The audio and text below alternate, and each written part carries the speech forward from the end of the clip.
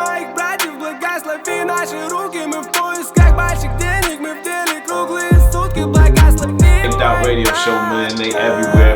Благослови моих братьев. Благослови моих братьев, благослови наши руки. Мы в поисках больших денег, мы в деле круглые сутки. Благослови моих братьев.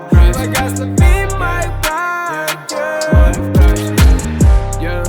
Я скрутил себе потолще, Alright, y'all, we're tuning in for another episode of Big Dot Radio Show. I am your host, Andreas, and as you see, have another studio guest today.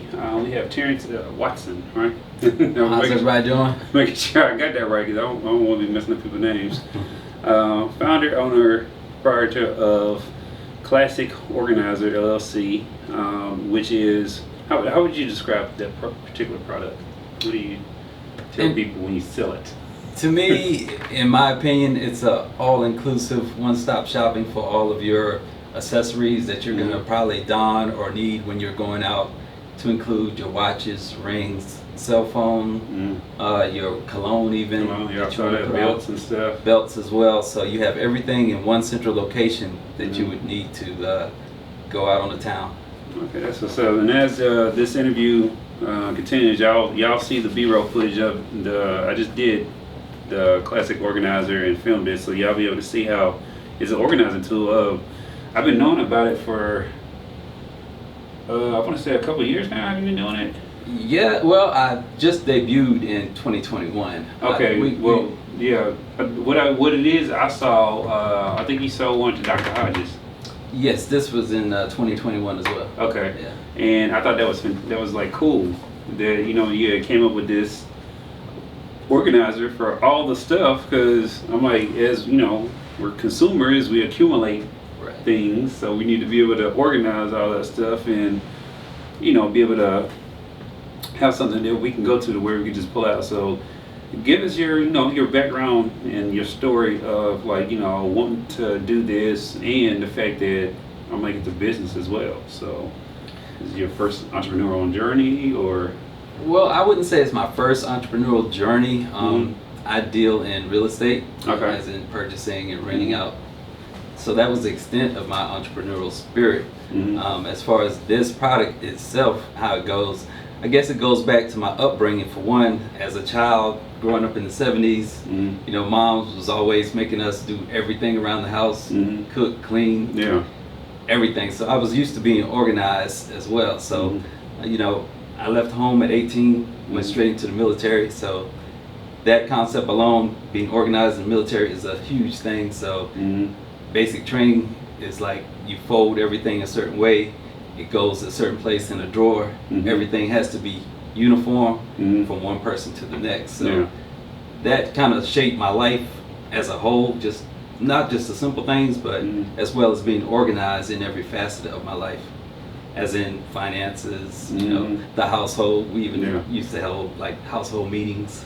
I think people should get back to things like that, because I tell people a household is a business, and when you know how your business is running, everything runs smoothly or whatever. You're able to do a lot of stuff, and when it's chaotic and all that, you're just trying to basically put out fires and things of that nature. Right. So you developed this product. Even the idea of it, right? I like to dive into stuff like that. So you're thinking of developing this product, and I'm sure you're letting other people in your network know that you're about to go on this entrepreneur journey and that aspect of it. What was the feedback you were getting from individuals? Everyone we talked about the business to, they liked the concept. A lot of people said they'd never seen anything with all of those elements in one place. They've seen sunglass organizers, they've seen organizers for rings, but they didn't see everything that you would need in one central location. And maybe to backtrack a little bit as far as how I actually got to the organizer, the way it's designed. Again, it comes back to the military. During my time in the military, I was always in maintenance, which we used lots of tools. So the way our toolboxes were laid out, every tool has a recessed area where it goes when you're done with it, or at the end of the day when you're ready to inspect your box. to ensure you haven't left anything on the jet. Mm-hmm. So that was basically the concept of having the inlays where your belts can be spooled and put in that location, as well as all the other items. So that was the basic premise. And for me, I was always asking my wife, like, have you seen my belt or something like that nature? So now I have a place where I can go directly to it. It should be there. You have a system in a product to find all your stuff. I just ask my wife, where's my stuff at? You know, where's it? Like, and I rely on her mind. Right. That's my classic organizer. Right. Her brain. So you got the one I just did. You have that, but you also have more manufactured, or is that the only one right now? Well, we debuted 3 colors when we first came on board in 2021. We have the Nor, which you have pictured here today. We have another cognac. It's like a tan colored item, and then we have our Oxford Blue. Okay, so I do remember seeing blue. And yes. So as far as having those and putting them out there and selling them, how has the community at large received that? How that product being introduced to the market? Well, given the fact that we debuted last October, right, leading into the Christmas season, we had a great, Christmas season selling at that time, even though we were new, basically, like I said, October debut. So even though we didn't have great exposure, we were still able to sell very well through the Christmas holidays, and I think it was received very well. And so what we're working on now is more so getting more exposure so people know the Klassic name and brand. How'd you come up with the name? Actually, Klassic, and we spell our Klassic with a K. It's got its ties to that song. Everyone probably knows Klassic Man. When I think of that song, I think of my organizer as well. So to me, a Klassic man is a guy that's put together well, keeps his haircut, beard trim, might wear a suit, but he's a well put together person. So to me, this organizer is an extension of a Klassic man that would want all of his items put together in a certain way. Is this your first entrepreneurial journey in doing something of this magnitude? Yes, other than real estate, this is pretty much my first endeavor to try to establish a business. And what's like the biggest thing you've learned so far? You don't know what you don't know. I love it. That is what I found. And for me, because I'd never endeavored to put together a business, not to mention inventing, that's a whole nother. You had to first invent what you're trying to sell. So for me, every aspect of this journey has been for me to Google and do research, try to find a mentor or someone else that's been down this road before to talk to get nuggets of information that I could use before I take the next step. Yeah. Have you been able to find a mentor and get more resources at your disposal now? Well, yes, I have. Through my patent attorney, actually, I developed a relationship with him where he was able to kind of lead me in the direction of different people that I needed along the way to help, with the journey that I was taking. Case in point, manufacturing. I had dealt with a manufacturer locally, which we cut our ties, but I needed a new manufacturer at one point, and that contact through our patent attorney was the avenue that I took to find a new manufacturer through one of his contacts. I don't think people realize the degree of difficulty stuff like that is, because I'm sure you went local just because you'd be able to talk to someone and probably put back into the local economy and all that, and it's easy to get access to that person.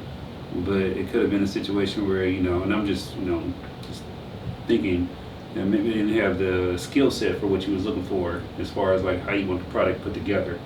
And then, like you said, going through that process of finding someone else that you can build another relationship with and trust that they can take your vision and bring it to life. Right, that is exactly right. The first manufacturer I did deal with, of course, they're in the business of selling their capabilities. So based on the things that I saw in and around the office building, I was like, this guy, he knows what he's doing. He can be the person I need.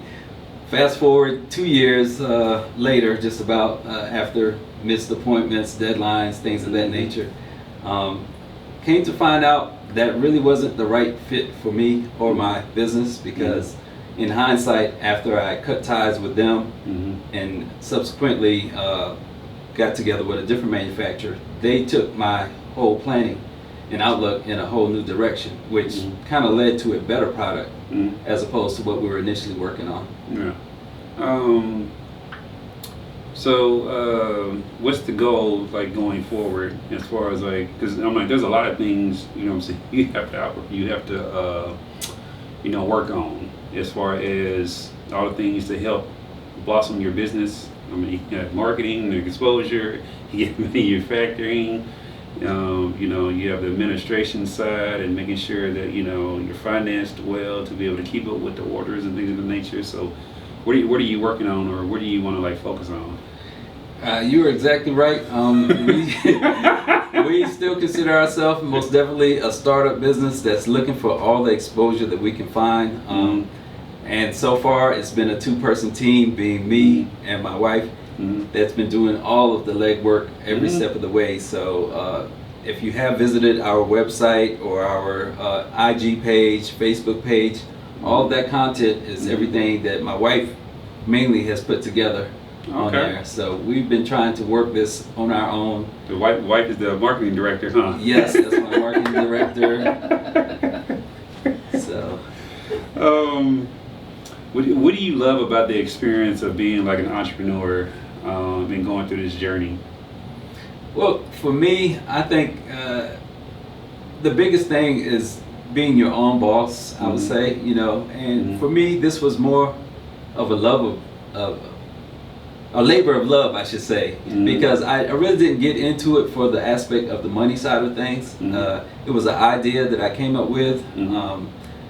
There were many times we thought about, ending the campaign and not following through.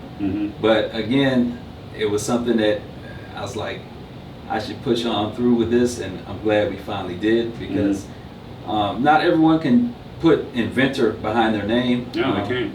I went through the whole process of the USPTO to get my patent for my design, trademark our name. So these are things, legacy type items that my kids can say, my dad did that, when others may not be able to, Yeah, that's definitely dope.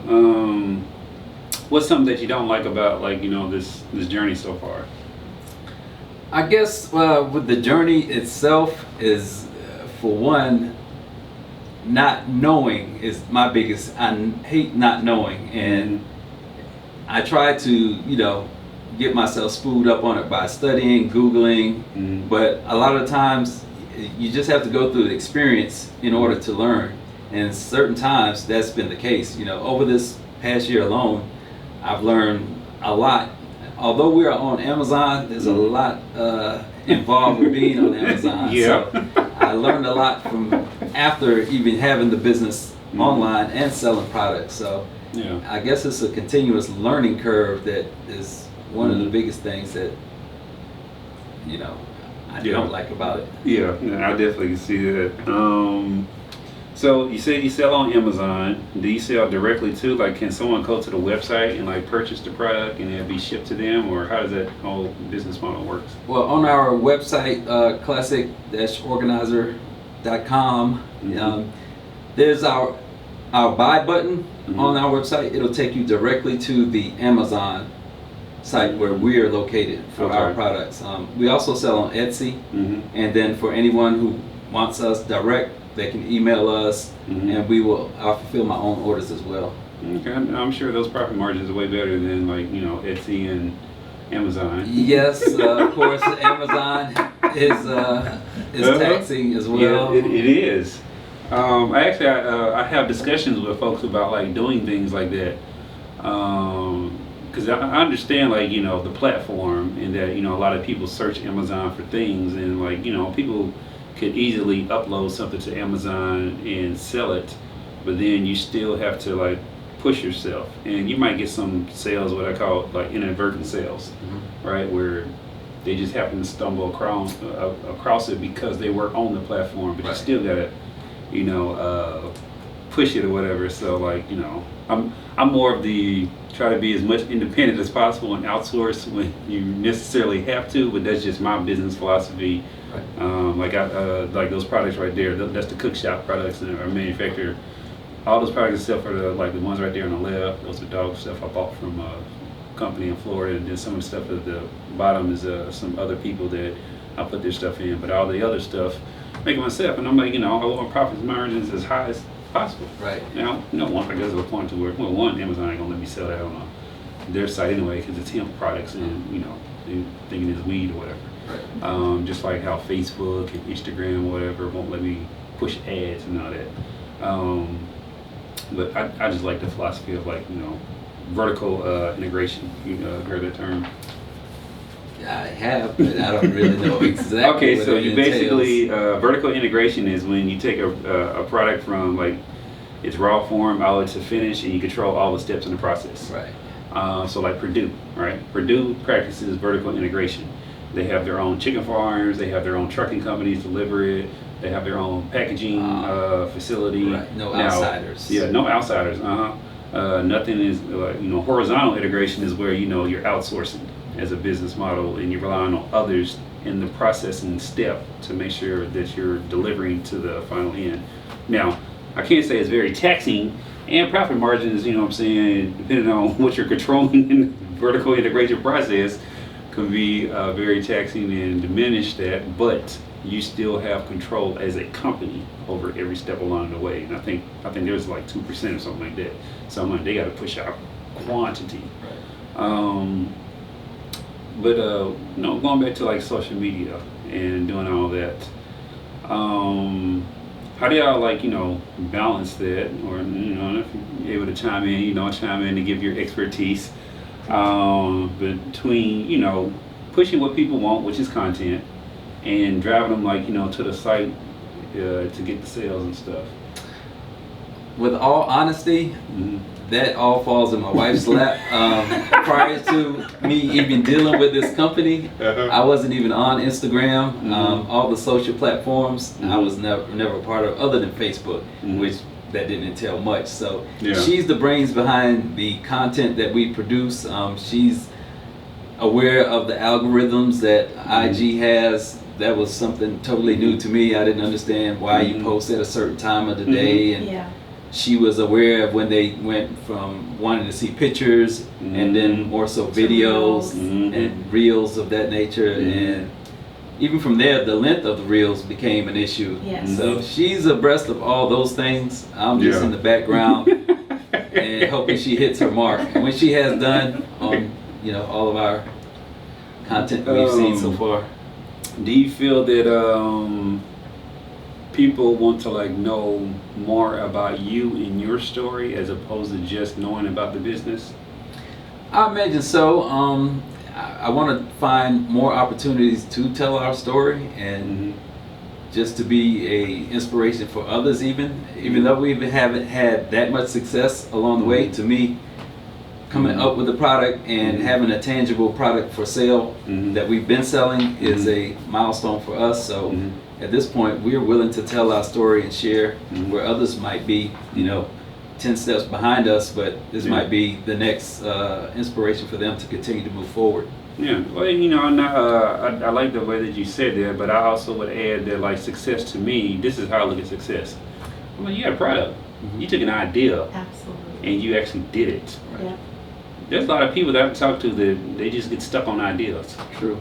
And won't go and pursue those ideas because they don't know what's going to happen. But we don't know what's going to happen. Right. And the only way to find out is to actually go to market. So to me, that's successful. You're a success in that just by doing that. Both of y'all being able to take an idea, expand upon it. Like you said, go through the process of getting the patents and all that. Now you got a whole physical product that you can present to the marketplace, and then being able to push that product via social media and all these other outlets, and people being able to purchase it. That in itself is success. Correct. These different sales goals and markers or whatever, those are just goals to me. Right. And if you don't hit them, you don't hit them. You learn what worked, you learn what didn't work, and then you just reapply. Correct. Have people come up to y'all and like said things like, "Hey, you've inspired me to go and start my business," even if it's in a totally different industry and all that? Well, for the main part, lots of people have said, we're so proud of what you've done and been able to accomplish along the way. Mm-hmm. So I think that in itself is helping them with whatever things they're doing to keep pushing, in my opinion.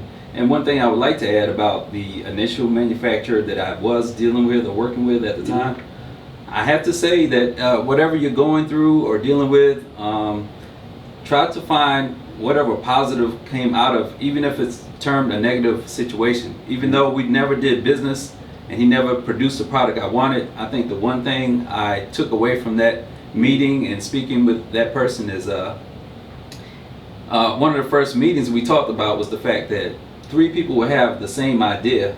It's that one person that stays on it and keeps pushing and makes it a tangible item. So with that, I say that was the positive I got from that manufacturer. And maybe his inability to produce the product at that time helped us to get the better product that we have today. Yeah, definitely. I like that you look at that way. And I tell people all the time, like with ideas are just ideas until you put work behind them. Right. A lot of us, because there's so much information being shared and in real time, that other people can have the same ideas, and it's not necessarily people copying or whatever. It's just the fact that there's not that much originality left, or room for originality. True. Because there's 7 billion people on this planet or whatever, and I'm like, come on, there's nothing like original anymore. But it's also people taking their ideas and, like you said, sticking with it and getting it to market. Because it's like the first who gets to market is the one who really wins. Right. Nowadays, especially when it comes to a lot of different things where people haven't thought about and using in that manner, like taking ideas from like having a sunglasses kit or whatever, and then also having the ring ones, and then having where you put your phone and change and belts and cologne and all of this into one and consolidating that. Right. So for going forward, what do you want to accomplish, or what do you want to have your business? Where do you want to position it? Honestly, for 2023, the name of the game is gaining more exposure, because at this point we feel that all of our sales have been generated more so from our IG page, Facebook page, word of mouth. But we feel that we need some higher level marketing to get the word out. We want to attend some road shows that have been closed due to COVID, but they're coming back online. And we wanted to get some high level people in the industry to maybe be a part of Klassic as far as telling our story and being the face of Klassic. So those are some of the goals that we have to grow. Would y'all consider going on shows like Shark Tank and things of that nature and pitching that, or you're not wanting to give up any type of the equity right now for manufacturing? I haven't ruled out anything at this point. Early, and it's funny that you would say Shark Tank, because early in the process I was actually in talks with Shark Tank, speaking to the producers. At that time, I did not have a finished product, so that was the holdback at that time. Once you have a tangible item, then you come back and talk to us. Yeah, because I'm like, to go in there with, I'm like, one, people gotta realize, if you don't have anything tangible, you can't go through that whole process, because then the investors, the sharks, there's nothing for them to really invest in, because there's nothing there. I'm like, so it's a waste of their time, and I'm like, the whole goal is for them to provide avenues for more people to get exposure to make more money, but then for themselves to make money as well. Right. So I'm like, it's just basically, it's a glorified pitching show for, and I get it and everything. Now some of those deals just would not do, but that's just me. Right. Understood. But I get it though, you have to weigh what you want to accomplish and if it aligns with your goals. And I think, sometimes people don't realize that. And then some people, they use the platform, and I've read some of the stories where they run out with the people money and all that or whatever too. Right. But I'm like, that's just business and the nature of everything. Correct. Do you think you might end up diversifying the product line as y'all get bigger? I would love to. As far as what we have other designs that we have not done anything with, because a lot of people don't know how hard it is to break into the market. So with that being said, we opted to go with this single design just to get our feet wet. So that's what we have now. But I have other sketches and ideas that we would like to bring out at some point. But for now, we're in that focus mode. Focus on one thing and try to get that off and running. But in regards to more future things that we do want to do, we're working to try to get into brick and mortar stores as well. So that's another thing that we're looking at. I know a lot of people love shopping online, but with my product, I think people they need to see it, touch it, feel it, to more so appreciate the level of quality that we offer. Yeah, the only thing about that, I think, okay, so the price point for your product as it is now, would that be sustainable being inside of brick and mortar? Because you know they're going to want their cut and everything too, so therefore the price is going to have to go up. Well, at this point, we're not that aware of how things work with a brick and mortar store. Right now, we only have the fees that are associated with Amazon, so we're going to have to weigh those options out and see what those numbers look like if we were to go that direction. Yeah, you know, like, okay, so what I saw, how much is the actual product? We debuted it at $5.99 last October. Okay. Just to get out there and you know, get our feet wet. It was Christmas season, and we, like I said, we sell very well. Of course, first quarter, January came around, which the first quarter I think for every business is slower as far as flat. Slower, Right. So we endured that. We've also reduced our price during the summer and over the last few months. Yes. To like $3.99, but. There's been a lot to contend with in 2022. As everyone knows, the price of gas has gone up, inflation has skyrocketed, interest rates are high, so there's a lot of things that people are holding on to their money for as opposed to buying luxury items. Yeah, and that's what I was going to say. You have a luxury item, so I'm like, the discretionary income or disposable income would have to be a whole lot higher for them to be able to see the value in that and to want to purchase. So do you see it as a business where the product is based in like being in Christmas presents or birthday presents, anniversary gifts, things of that nature? Yes, all of those we think that they go well for all those events and holidays, but as a whole we think that it's a box that the average person really could afford regardless of income. We have different payment methods. If you don't want to pay it all up front, there's a firm where you make monthly payments on it as well. But again, but they don't get it until it's paid off though, right? With a firm, you still get your product. Oh, you still get so it's on like Amazon. Okay, so it's sort of like with like the afterpay now that everybody's doing or whatever. Yes. But as a business, I love it. Right. So good for business. We are trying to get to that, target audience for our customers. Again, like in dealing and talking with others along the way, that conversation has come up to the fact that this product won't be for everyone because everyone will not be willing to spend that type of money on it. But again, there are others who will not bat an eye and be able to purchase. Do you see it more as a men's product, or do you see it as a unisex product? We tout it as a unisex product. We do have other designs that would cater a little more to women's desires, to include like bracelets and hanging necklaces. So we do have other designs that would work better for women. But the design we currently have it can also, Okay, so like with the watch section and everything, that can be like, I guess, converted to something else. They're bracelets. Bracelets and, there's a sample on our Instagram page. Okay, so that you can see the diversity of the product. Right. Okay, that's what's up. We have some female customers Okay. purchase the cognac color. Okay, I can see that though. Yeah. I can't like I said, I just love the fact that, you know what I'm saying, you came up with something and I'm like, you're from the culture, you know what I'm saying? And so in the community, and like it shows that we can invent stuff like this and we don't have to be like mislabeled as just going into entertainment or football or basketball or whatever the case may be, and acting and all that stuff. That we are inventors, we are scientists, we are mathematicians, and you know, we're you know what I'm saying, we're not this homogeneous group, you know, we are monolithic.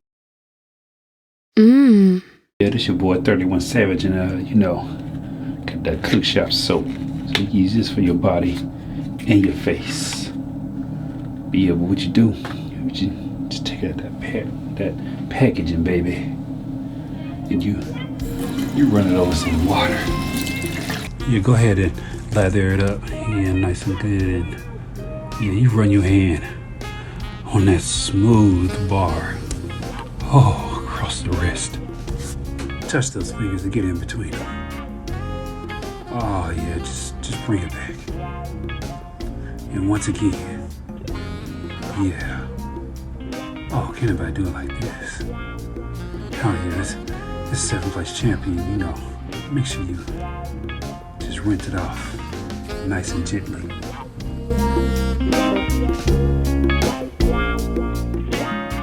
Handles and all that stuff, or do your wife need to mention them, or? Well, all of us basically the same. On Instagram, it's at Classic Organizer. Yeah.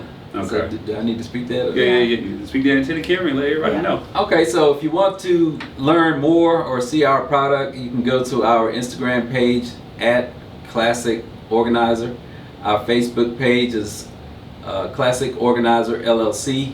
And if you want to go to our email, not our email, I'm going to give you the website. It's classic-organizer.com. And our classic, again, is spelled with a K. Okay, and there y'all have it.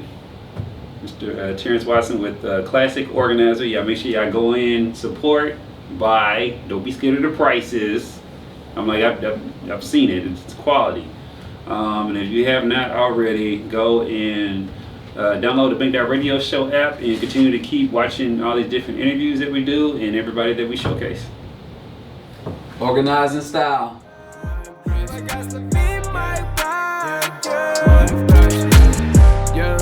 Я скрутил себе потоньше, я выдыхаю The best jam I have ever eaten. Oh, wow. I have that as a testimonial. И не играй со мной свою роль. Со мной молодые братья. Мы возьмем котлеты наличных себе на завтра. Сегодня, завтра, неважно как я.